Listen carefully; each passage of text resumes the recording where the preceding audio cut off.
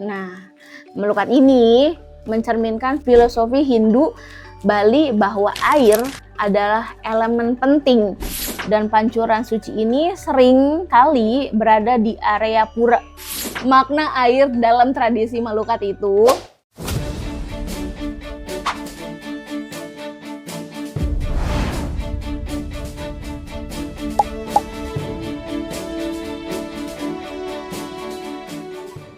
Assalamualaikum warahmatullahi wabarakatuh. Balik lagi sama gue Nurul di 5 fakta unik yang udah pasti kalian tahu.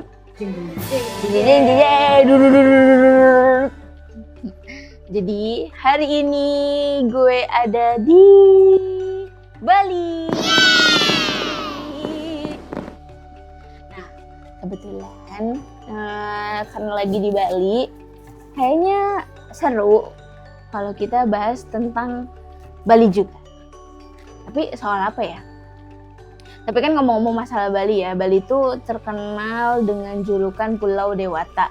Iya gak sih?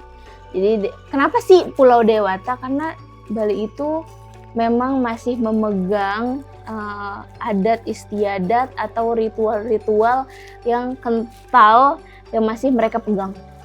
Keren. Jadi untuk saat ini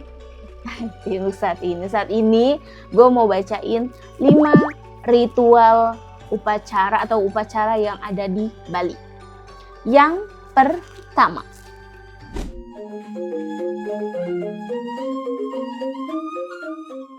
ngaben ini adalah upacara pembakaran jenazah yang dilakukan oleh umat Hindu di Bali. Nah, upacara ini merupakan puncak ritual awal upacara kematian di Bali. Ini puncaknya ya, yang bertujuan untuk mengirim jenazah ke kehidupan mendatang dan mempercepat raga manusia yang meninggal agar dapat kembali ke asalnya dan mensucikan roh orang yang telah meninggal, mengembalikan unsur panca mahabhuta kepada Tuhan atau Ida Sang Yang Widiwasa. Dan beberapa tahap dalam upacara ngaben itu yaitu pembakaran jenazah, nuduk galih yaitu upacara mengumpulkan sisa-sisa tulang, abu atau jenazahnya, dan nganyut atau menghanyutkan abu jenazah ke laut. Jadi kata ngaben memiliki beberapa arti. Yang pertama berasal dari kata beya yang artinya bekal. Dan kedua berasal dari kata ngabu atau menjadi abu. Dan yang ketiga artinya penyucian dengan menggunakan api. Keren banget artinya. Dan tradisi ngaben telah mengalami perubahan seiring dengan perkembangan zaman. Dan perubahan ini terjadi karena beberapa faktor, seperti perubahan pola pikir, peningkatan pemahaman agama, dan kondisi ekonomi masyarakat yang ada di Bali. Gitu teman-teman. Oke, untuk ngaben sekian. Yang kedua,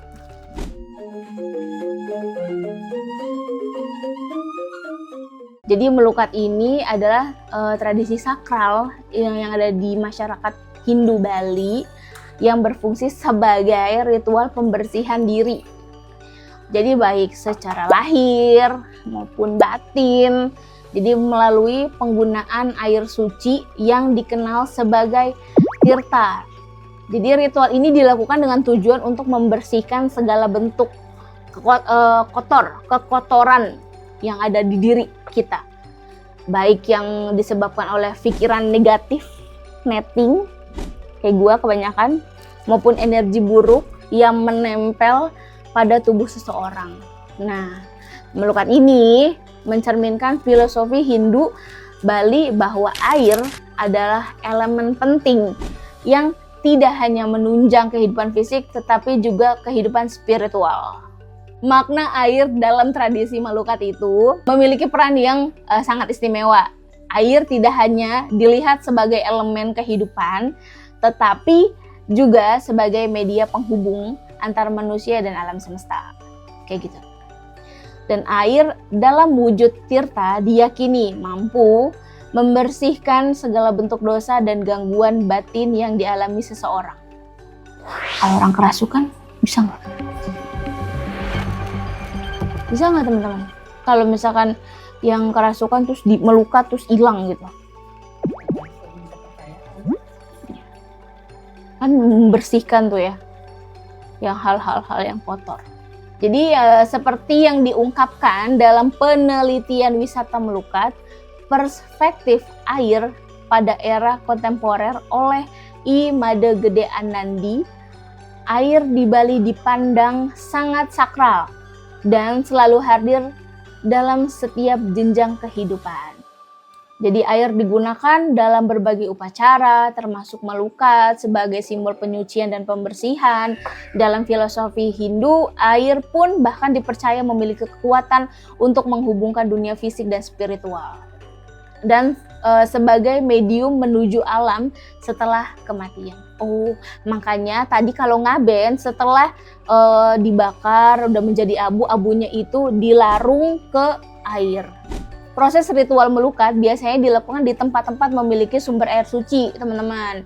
Seperti pancuran atau mata air yang dianggap memiliki kekuatan spiritual. Dan pancuran suci ini sering kali berada di area pura atau lokasi yang memiliki sejarah keagamaan penting. Kayak gitu. Jadi nggak di sembarang tempat sih harusnya ya. Di tempat-tempat khusus yang memang sudah terkenal kesuciannya untuk airnya. Kayak gitu. Nah, untuk tempat-tempat yang bisa dibuat tempat melukat itu di Pura Tirta Empul, Pura Dalam Pingit Sebatu, Pura Tirta Sandamala, Pura Ruhur Tambawaras, dan Pancoran Solas di Bangli. Dan mungkin masih banyak yang lainnya juga ya. Ini mungkin yang terkenalnya tempat melukat yaitu. Nah, di Pancoran Solas di Desa Guliang Kangin, pancoran ini memiliki sumber air suci yang mengalir dari arah barat yang dalam keyakinan Hindu Bali dianggap memiliki energi penyembuhan yang sangat kuat. Dan pancoran ini sering dikunjungi oleh orang-orang yang ingin melepaskan diri dari energi negatif dan mendapatkan penyucian. Tapi saat ini melukat dalam kehidupan modern, meski melukat berakar kuat dari tradisi Bali, pada era modern tradisi ini tidak hanya dilakukan oleh umat Hindu. Jadi banyak orang nih dari berbagai latar belakang, mungkin wisatawan juga ya, pengen nyoba entah atau meyakini tradisi melukat ini ikut di acara spiritual melukat ini, teman-teman. Dan ini adalah salah satu tradisi di Bali yang hingga kini tetap dijalankan dan dinikmati oleh masyarakat maupun wisatawan. Nah, jadi melalui melukat inilah spiritual dan kebersihan jiwa tetap dilestarikan di tengah modernisasi. Kayak gitu, teman. Tapi keren. Oke, ritual yang ketiga.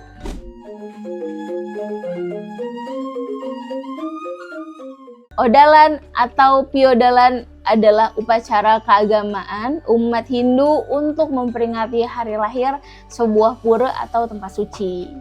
Nah, upacara ini dirayakan di berbagai daerah seperti Bali, Jawa, dan Kalimantan dengan ciri khas yang berbeda-beda. Jadi, berikut beberapa hal yang berkaitan dengan odalan, yaitu bentuk penghormatan kepada dewa dan leluhur serta penyucian diri dan lingkungan. Dan odalan ini memiliki makna sosial yang kuat, teman-teman, dan berdasarkan filosofi keseimbangan kosmis atau Trihita Karana. Nah, waktu pelaksanaan ritual odalan ini dilaksanakan setiap 6 bulan atau 1 tahun, tergantung perhitungan sasih dalam kalender Saka atau penanggalan Bali. Jadi nggak bisa sembarangan. Karena memang ini kan memperingati hari lahir sebuah pura atau tempat suci. Gitu. Nah, odalan ini ada dua jenis, yaitu odalan alit atau nyanang dan piodalan agung. Piodalan agung biasanya diikuti oleh masyarakat dari berbagai daerah. Ya, mungkin bukan masyarakat Bali doang kali ya. Selain upacara piodalan, terdapat beberapa upacara pendukung seperti matur piuning, ngider, buana, melasti, dan mecaru. Dan nama Odalan ini berasal dari kata Wedal yang berarti keluar atau lahir. Teman-teman, kalau misalkan dalam penyebutan nama kayak matur piuning atau ngider ada kesalahan pengucapan, mohon maaf karena memang tidak terbiasa dengan logat Bali. Jadi gue mohon pribadi maaf banget ya kalau misalnya ada penyebutan yang salah ya. Oke, sekarang ritual yang keempat.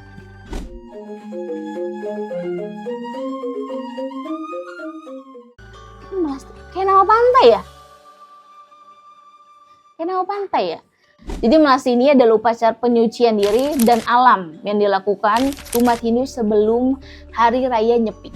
Jadi upacara ini disebut juga Mekiyis. Dan beberapa upacara Melasti ini dilakukannya dengan cara melakukan sembahyang, membasuh muka, atau menyentuh air untuk membuang karma buruk, dan mengarak atau mengusung benda sakral seperti arca, pratima, pralingga untuk mengelilingi desa, dan mengusung benda sakral menuju air seperti laut, danau, atau sungai untuk dibersihkan dan disucikan gitu teman-teman. Jadi ini mungkin kayak sebelum nyepi kan makanya suka ada yang ngarak bawa-bawaan kayak arca segala macem gitu. Ini mungkin upacaranya upacara Melasti salah satunya. Nah, untuk tujuan acara Melasti ini yaitu menyucikan diri alam dan benda sakral, memohon kekuatan kepada Tuhan Yang Maha Esa untuk melaksanakan Hari Raya Nyepi, dan mencari air kehidupan untuk menyucikan diri dan menyingkirkan sifat buruk, serta membimbing umat Hindu menjaga hubungan dengan Trihita Karana, yaitu menjalin hubungan harmonis dengan Tuhan, sesama manusia, dan alam. Serta meningkatkan umat Hindu untuk mengembalikan kelestarian alam di lingkungan, dan menuntun umat agar menghilangkan kepapanannya secara individual. Intinya dari acara Melasti ini ya balik lagi, segimanapun kalian ya harus tetap balik lagi ke Tuhan. Ritual yang kelima.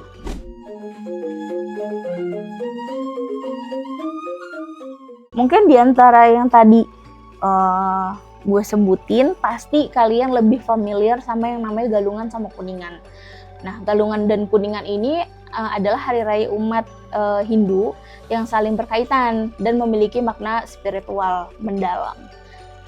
Kalau Galungan, perayaan ini melambangkan kemenangan atau dharma atau kebenaran atas adharma atau ketidakbenaran.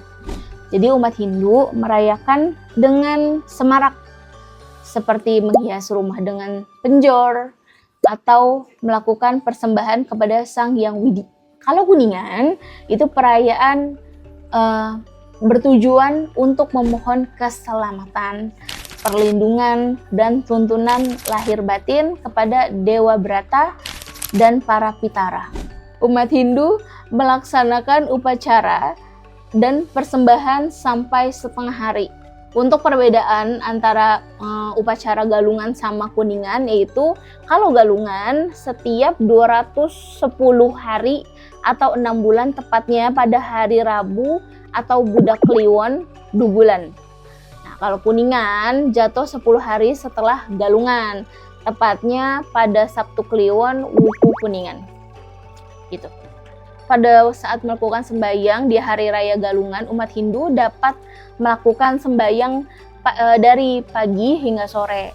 Dan pada ritual Kuningan, umat Hindu hanya dapat melakukan sembahyang dari pagi, siang pukul 12 pada waktu setempat. Gitu teman-teman. Jadi perbedaan antara Galungan sama Kuningan kalian udah pasti udah tahu kan?